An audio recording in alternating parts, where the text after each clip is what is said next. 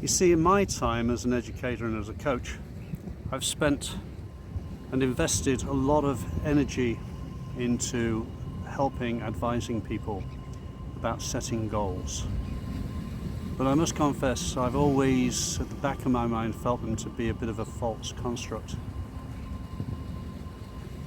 And the reason for that, I think, is that the advice is often to kind of bolt on your new requirements. And the idea is, if you set things out to be specific, timely, and realistic, the typical SMART goal, you do that process, but in that process, it's almost like trying to commit something to memory by writing it down. The problem you've got is, once you've written it down, you no longer have to commit it to memory. So your memory becomes weaker the more often you write lists. And the more specific the list becomes, it's almost as if you're washing your hands of going through the process of getting the thing achieved. Now, don't get me wrong, I'm not saying that goals are useless in all events or for all people. I am saying that for me, I felt like there was an element of self-delusion bolted onto or embedded into the goal setting process. And I think what I mean by that the goal setting is two totally different things to two totally different people, is that when you set a goal, by the time you've achieved that goal, life has happened to you. And in the process of seeking to realize that goal, by the time you get to where you want it to be, you're no longer the same person, because the life experiences that you've encountered between setting and achieving the goal have changed you in subtle ways. So what's the takeaway from that? Let's see.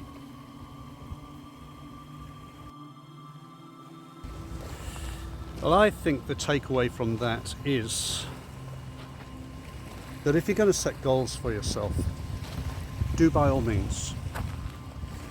But do it not in the expectation that you will achieve the actual thing you are stating. Do it in the expectation that at least you've provided yourself with some motivation to go towards the thing that you want, safe in the knowledge that the goal is not the object of the exercise.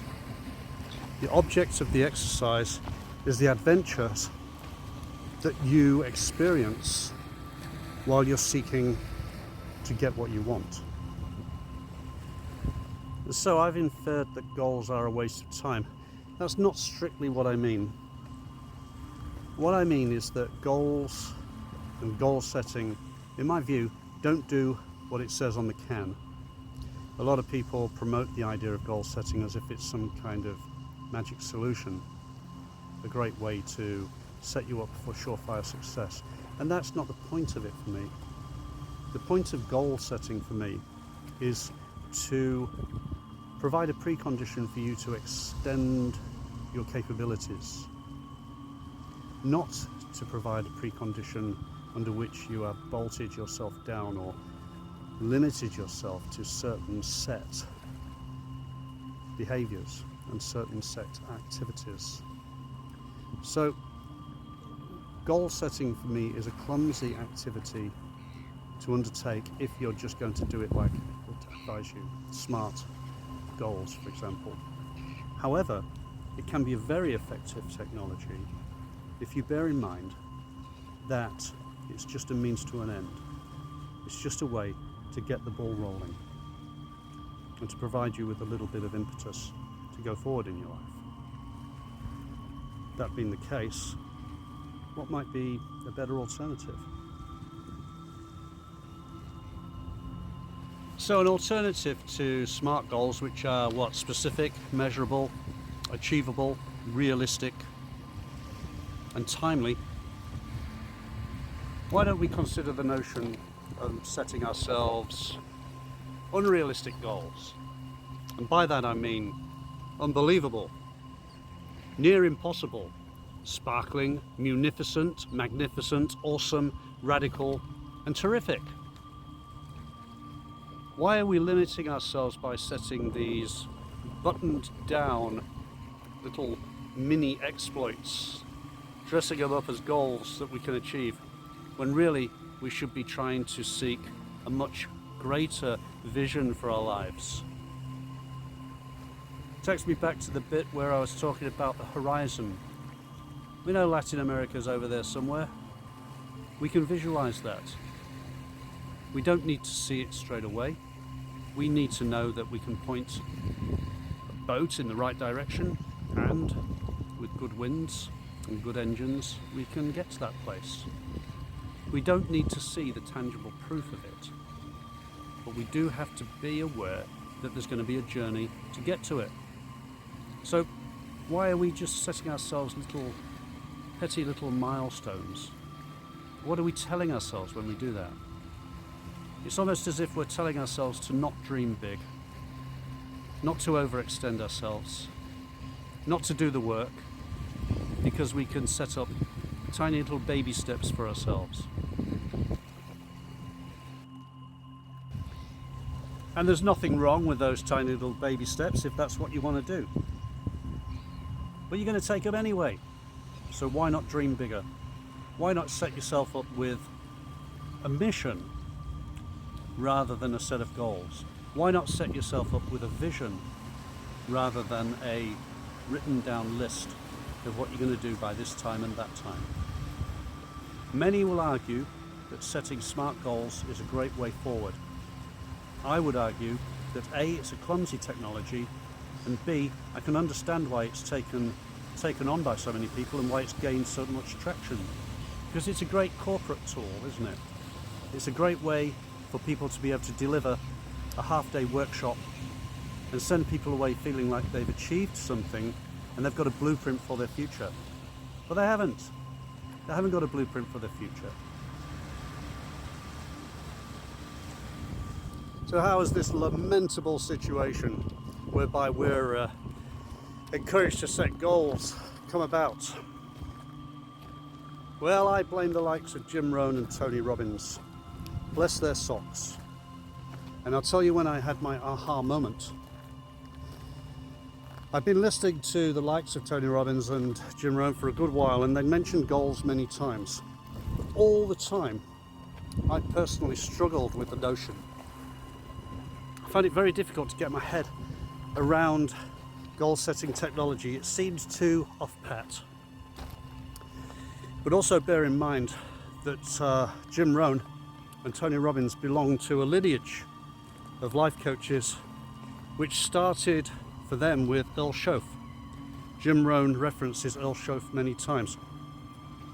Sometime beforehand, while I was struggling with the goal-setting technology, I said to myself, I said to my subconscious, you know what, I'm going to read as much as I can and listen to as much as I can, and eventually it's going to make sense to me. There's my instruction to you, my subconscious. Do this for me and I'll be very grateful. And I just put that in the bottom drawer and I just patiently continued to listen, read, consume and watch different advice. But still, the goal setting technology remained a bit of a mystery to me. And then, some months later, I was driving home from a business appointment. I had a long journey ahead of me, and I just happened to find original footage by Earl Shoaff. And when I listened to what Earl Shoaff had to say, I had my aha moment, and I realized that I'd fallen victim to two things. The first was that the previous speakers, Jim Rohn and Tony Robbins, had, I believe, assumed that everybody else understood what they were talking about when they were describing goals. And the second problem that I detected was that they hadn't taken proper care to explain what goal setting was as it had been related to them by Earl Shoaff. And when I heard Earl Shoaff's views, it switched a light on in my mind. I thought, now I can understand that and I can apply that. Why didn't they just say that in the first place? I heard Earl Shoaff's description of how to visualize a future outcome for yourself.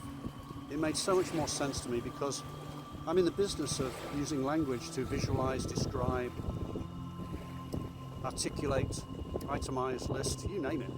I can do that. Why didn't they just say that? Why didn't Jim Rohn and Tony Robbins just say, just draw a very detailed picture of what you want? Instruct your subconscious, tell it what you want, and your subconscious will say, roger that, and let's just get on with things.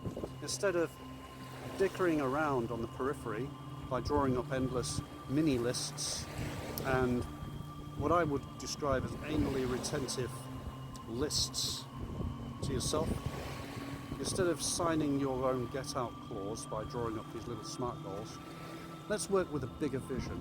Let's get a big vision for what we want to achieve, and then let's enjoy the journey when we're going to achieve those things. There's nothing wrong with dreaming big. And it may be that some people may say to you, well, a dream is only intangible. But a dream is not intangible if you're instructing your subconscious and you're instructing your intellect to seek the things that you want. So let's work on that basis. And forget about goal setting. Let's talk about vision setting. So Tony, if you're out there, it's all very well telling people to change their narrative, but if you want me to change my narrative, at least give me the bones of the frickin' plot. Take a little bit more care to explain what you're on about. Or maybe I should take a little bit more care to delve into things, and I don't know, maybe I'm just hard of understanding. Anyway, back to Earl Shoaff and what he said, which made so much more sense to me than a lot of the goal setting, technology, information, clunky nonsense I'd been consuming up until that stage. In my view, the difference between goal setting and visualization is a little bit like the difference between chalk and cheese. Goal setting has the potential to limit your visual faculty. Goal setting has the ability to cause you to forget what you set out to do by encouraging you just to write it down, put it in a drawer somewhere. Visualization, on the other hand, is a way for you to engage in that relationship with your own subconscious and instruct your subconscious as to what it is you desire, and allow your subconscious to then reconnect with your consciousness so that it notices and motivates you to go for those things that you desire. Goal setting can be useful as a technology because it motivates you to make a start. However, goal setting is a little bit misleading because it infers that you're going to be the same person when you arrive as you are when you started out. And I think it was Jim Rohn who did say, set goals for yourself which are going to make you into the person you want to be. Well, I would add to that, I would say visualize for yourself so that when you get there, you become the person that you want to be. Chalk and cheese. Visualization is about going large. It's about expanding your horizons. It's about being open to the idea of the unknown.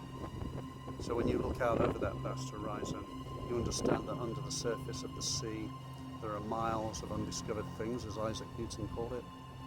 You know that there's another nation, country, continent on the other side of the horizon. And all you have to do is go towards that thing. Goal setting, to my view, or in my view, is nice but limiting. Setting up a vision for yourself is awesome, terrifying, ultimately much more rewarding.